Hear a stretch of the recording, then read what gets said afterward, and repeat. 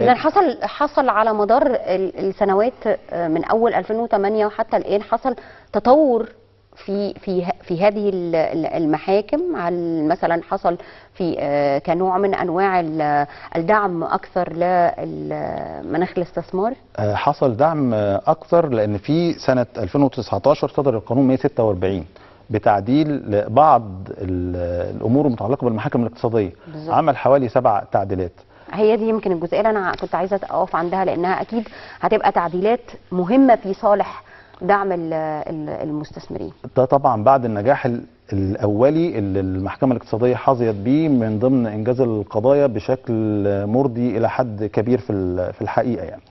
فمن ضمن هذه التعديلات وسعوا من الاختصاص بتاع الدوائر المدنيه، يعني ما اصبحتش حكر على الدعاوى البنكيه وحماية المستهلك فحسب، بل امتدت إلى دعاوى تقنية المعلومات والجرائم والتعويضات المدنية الناشئة عن هذا القانون، بالإضافة إلى التمويل العقاري سواء التمويل متناهي الصغر أو المتوسط أو الكبير التمويل يعني.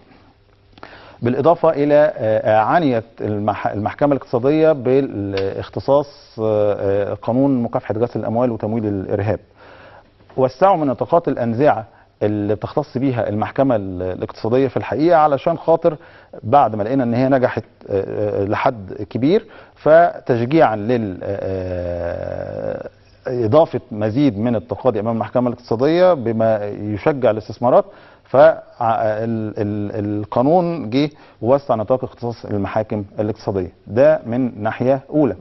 وكذلك الاختصاص للدوائر الجنائية، وسعوا برضو الاختصاصات بتاعتها. تقليصا لحجم او لزمن التقاضي. على فكره ده يعني من الاساسيات، هي فكره الدعوه تاخد وقت قد ايه، واعتقد دي من الحاجات المهمه جدا بالنسبه لاي مستثمر ان هو ينجز في القصه دي. طبعا وضع القانون ضمانه لانجاز القضايا في زمن اقصر، فعملوا حاجه اسمها النصاب الانتهائي للمحكمه الاقتصاديه، وزودوا قيمة النصاب الانتهائي إلى 500,000 جنيه. بمعنى إيه؟ إن إذا كانت الدعوة قيمتها تدور في حدود ال 500